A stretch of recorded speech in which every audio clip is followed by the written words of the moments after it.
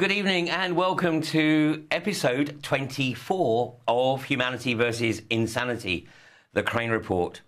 Now, after last week's show, I must confess that I harboured a wish that this week we would be celebrating Scottish independence. And this graphic here, I think, epitomises the view of about 1.6 million Scots, allegedly, although apparently some 2 million thought otherwise. Now, it would be remiss of me not to pass some comment on the events of last Thursday, and actually perhaps even a few days before, because in the last two episodes of Humanity versus Insanity, I had passed comment and observation from my perspective regarding the potential for Scottish independence. Now, interestingly, neither of those two videos was accessible on either the day before, September 17th, or September 18th. So, call me a conspiracy theorist, but they were missing. Anyway, the day before, on the 17th, I sent out one of my occasional newsletters. And in that newsletter, I listed my base 12 points for Scotland achieving absolute independence. And I'd just like to run through these with you, just for the sake of posterity.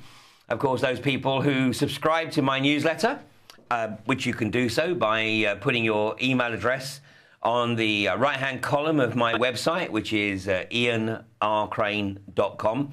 But if we can go back to those 12 points, and I'd just like to run through these, because this, for me, is a fundamental template for basically anyone wanting to establish absolute independence. Now, this is a very high-risk strategy, and I have to say that it will take a very brave and singularly courageous politician to promote this as his manifesto. But number one would be to establish an independent central bank of Scotland, free of Rothschild control. And in other words, this is basically to step away from usury and stepping away from a debt-based economy and establishing an economy very similar to the concept of the Bradbury pound. That, of course, would require the issuance of a new Scottish currency. And indeed, Scotland could have paid its debt, or as much of its debt as it felt like paying, using that Scottish currency, which could have then been spent on Scottish products, like oil, for example. Number four, take Scotland out of the EU. Norway and Switzerland operate quite coherently and with great cohesion with the EU, but they are outside of EU control. And the same goes for NATO, taking Scotland out of NATO, thereby effectively establishing Scotland as a neutral nation.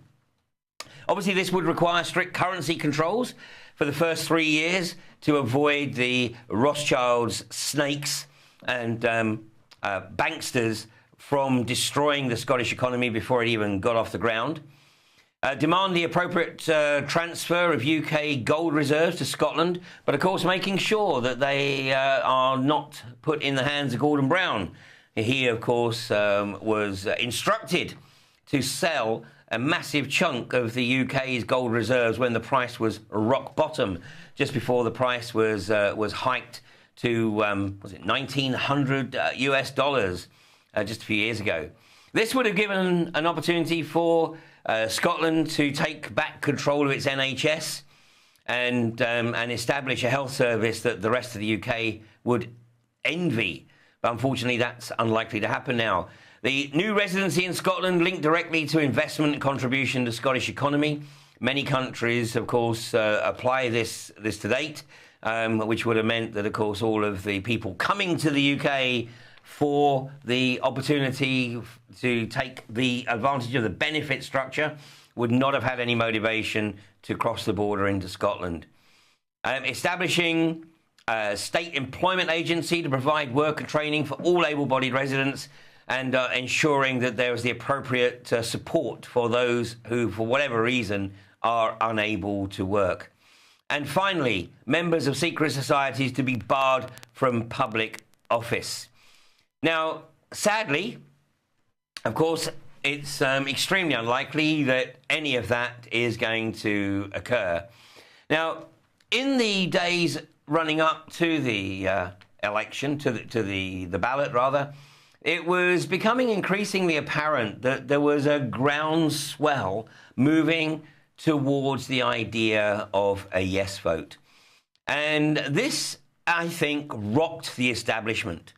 So much so that, of course, they sent their stormtroops into Scotland, and here we see them. And, of course, these individuals actually served only to further the move towards a yes vote.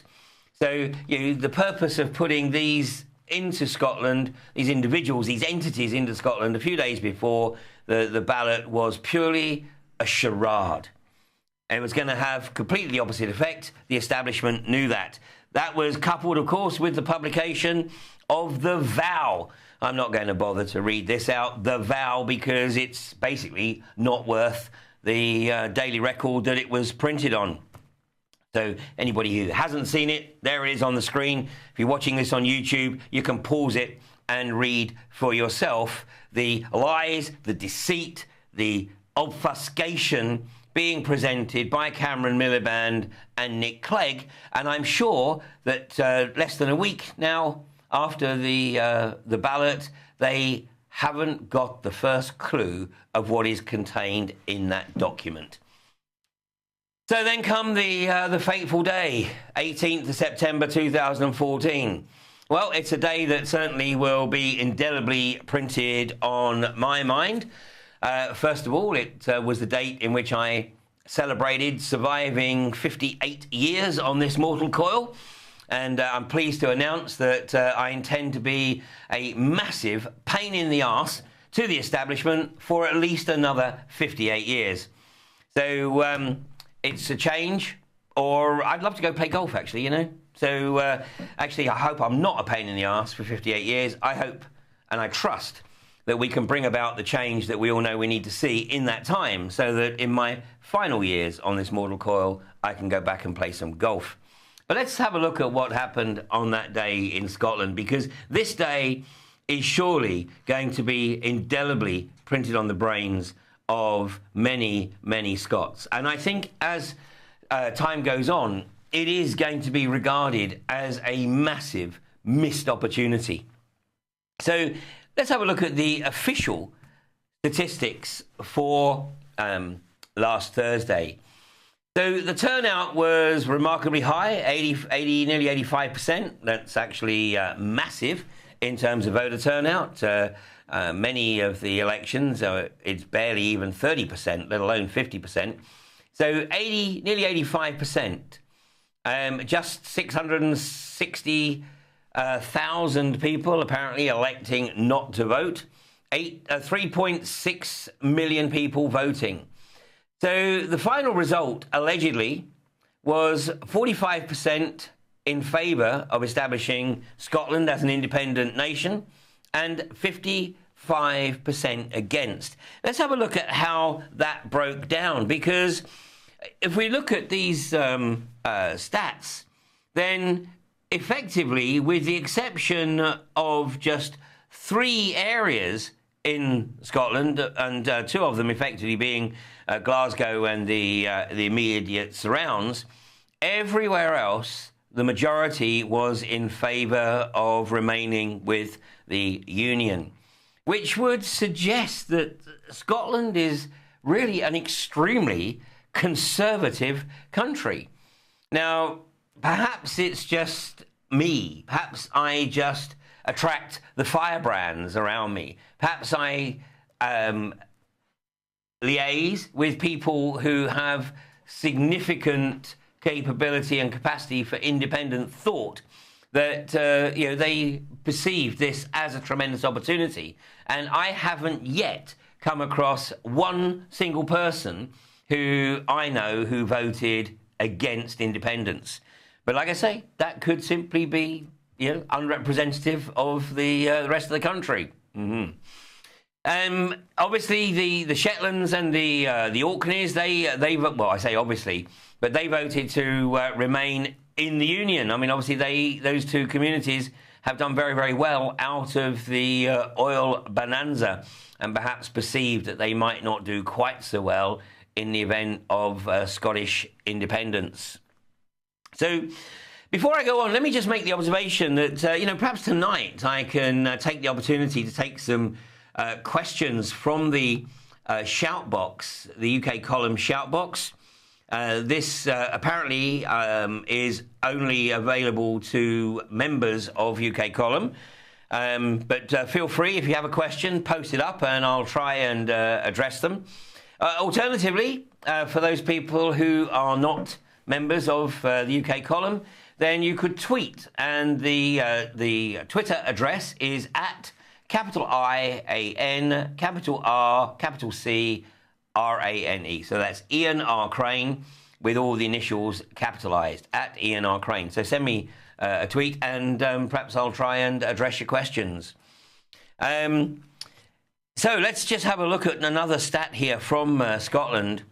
The areas of high unemployment actually tended to vote yes, obviously perceiving that an independent Scotland might address some of the less well-off areas, such as Glasgow and Dundee, for example. So what really happened? What absolutely happened on Thursday of last week? Well, as Henry Kissinger said in 1973, in the immediate aftermath of the Chilean elections that put Salvador Allende into power, and Kissinger said that this is far too important for the Chilean people to decide. Well, call it a hunch, but I would hazard a guess that Scotland separating from the UK was just something that the establishment could never allow to happen. So they've been through the motions, they've been through the charade of a ballot for independence. 16% allegedly of those ballots were postal votes. Now that suggests a very high level of itinerance amongst the Scottish people, and of course the postal ballot provides an absolutely golden opportunity for the manipulation of the ultimate result. Plus, of course, we've been seeing videos and reports. Now, I am not going to make any comment on those videos. I've seen the videos, and I'm sure many of you watching have seen the videos that have been posted, but they're not corroborated. There's in the ones that I've seen, there's no supportive statement as to where they were videoed or how they were videoed. But interestingly, the Russians who sent over a delegation to monitor the elections were extremely disparaging about the way in which the count was conducted in cavernous rooms that provided plenty of opportunity for manipulation.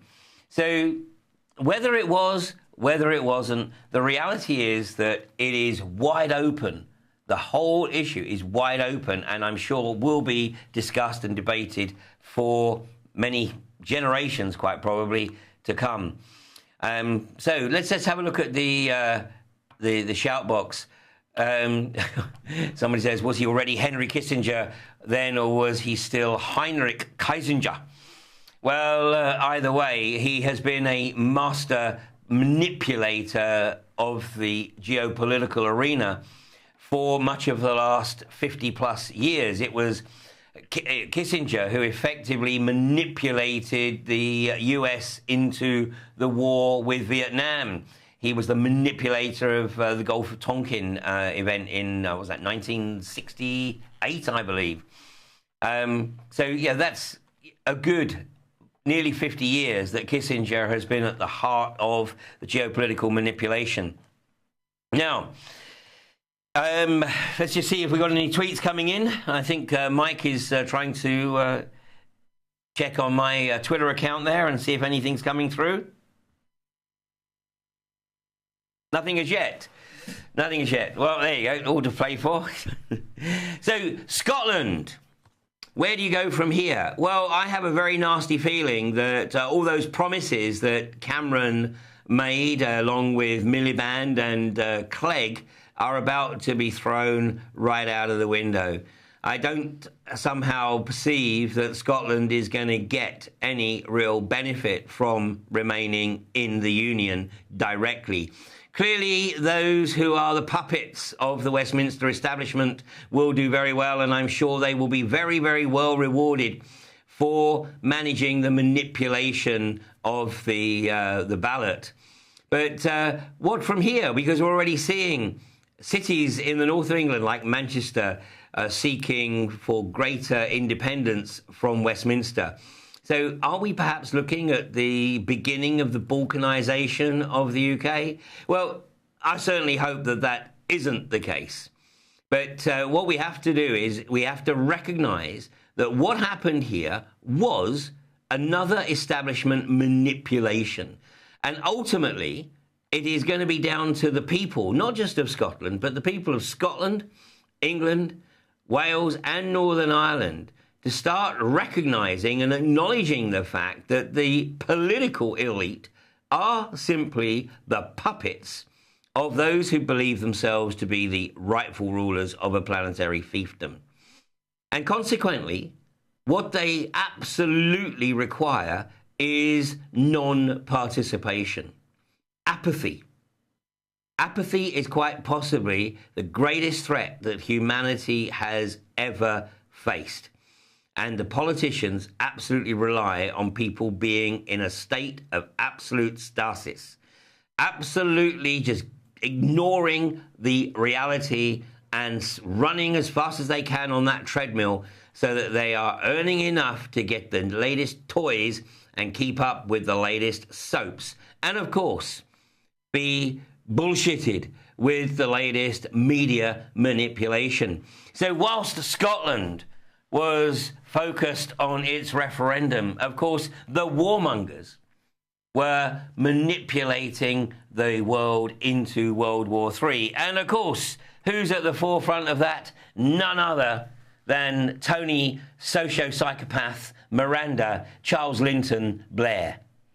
And apparently on his, I haven't seen it myself, but I was told just before I came on air, that on his Faith Foundation website, the Tony Blair Faith Foundation, I almost want to gag as I say it, apparently on this website is a call to arms and a statement that basically the Western world needs to put boots on the ground and launch another attack on the Islamic State. So this is actually from an article that I believe is going to appear in the Daily Telegraph tomorrow. Tony Blair, people should at least listen to my advice on ISIS, as I have been to war in Iraq before. Like we need reminding. The former Prime Minister says that the lessons he learned taking decisions about the fallout from the 2003 war are worth appreciating. Now, Tony, you're the one who hasn't learned the lessons. We're the ones who have learned the lessons. You live in a world of cognitive dissonance. You are the epitome of a socio-psychopath. It actually pains me to acknowledge that I have a passport from the same country as you do.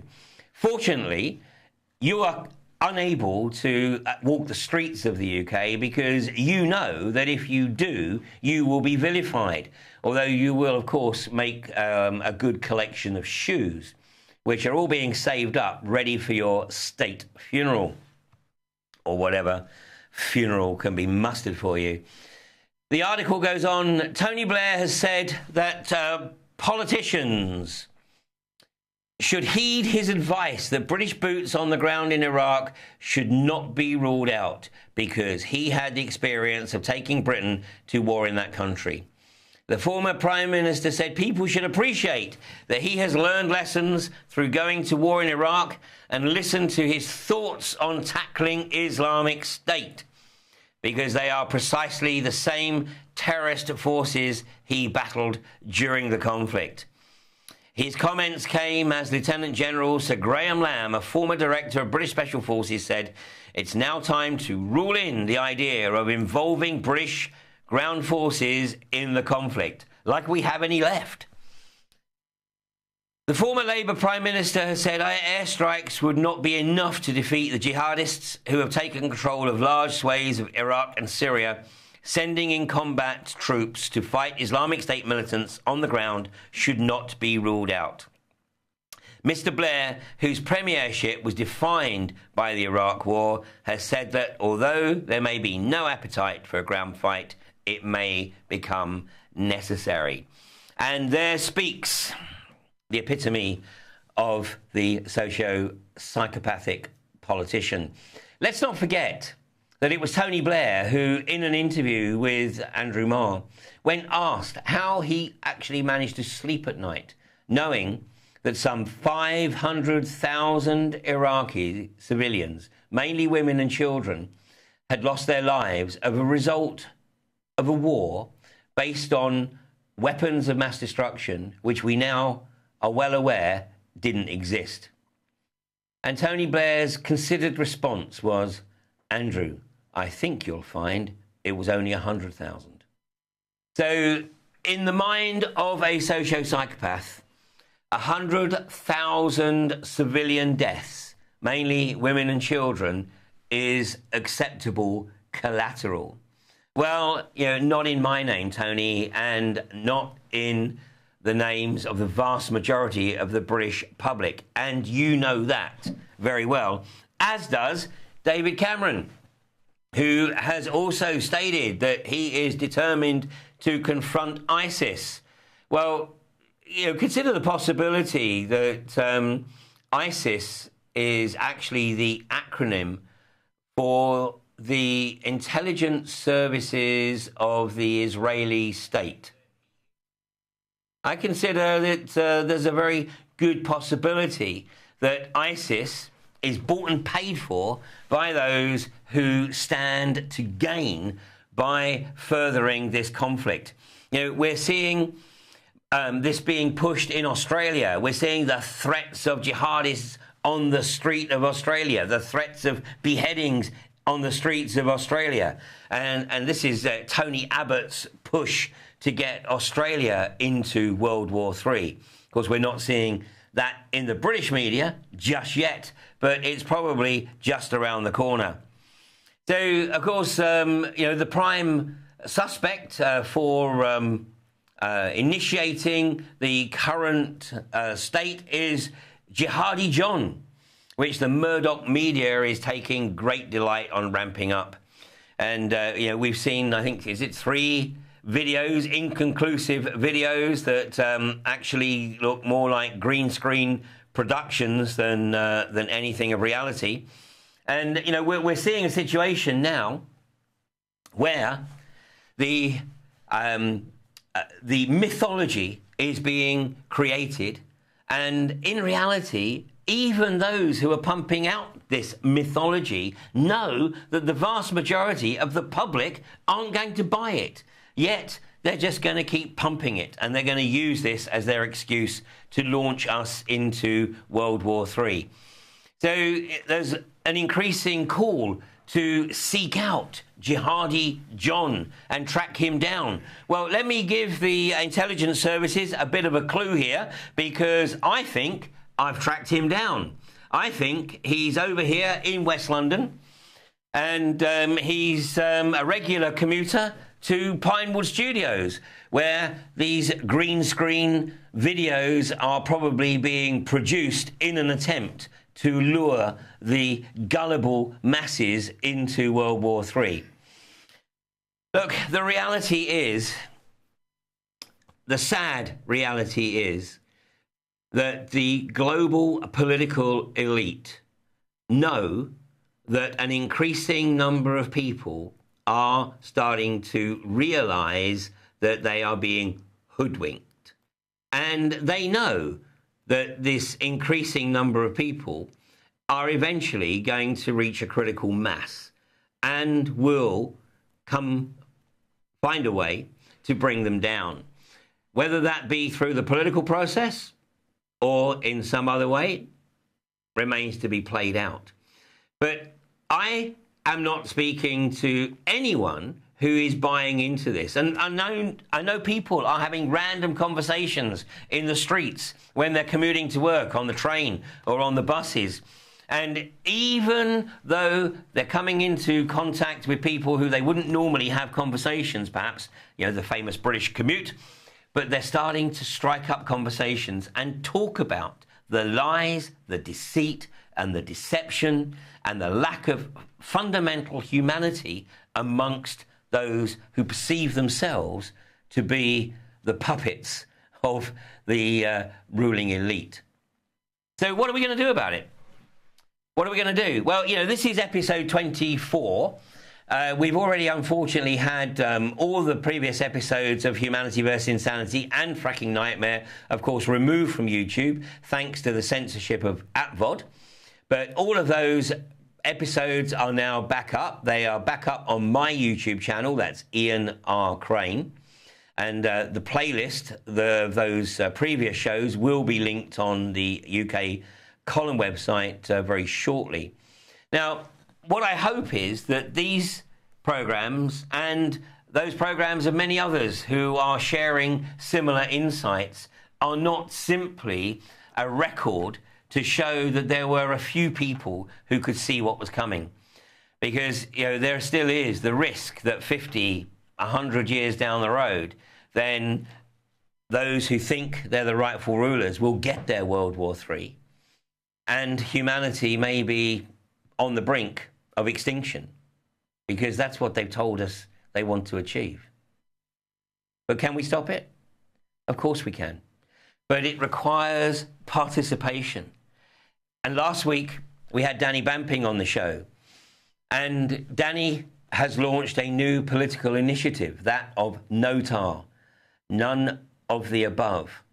Now, for those of you who haven't seen that program, that was episode number 23 of Humanity vs. Insanity. I'd encourage you to go watch it. I'm not suggesting that No TAR is the definitive or the panacea, but nonetheless, it's an interesting initiative and it's one worthy of further consideration. And I'm sure, you know, we'll have Danny back on the program over the coming weeks.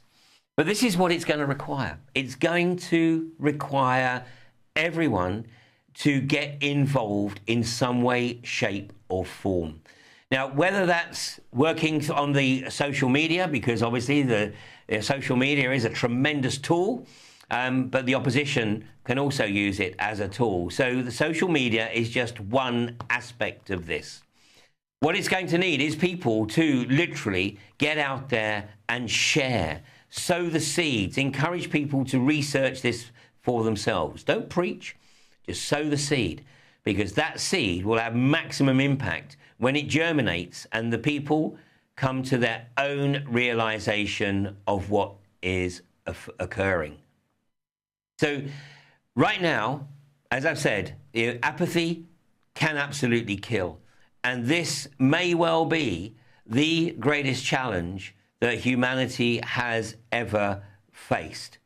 So please, start thinking about how you can participate. Now, the UK Column have a conference coming up on November the 1st at Sutton Coldfield.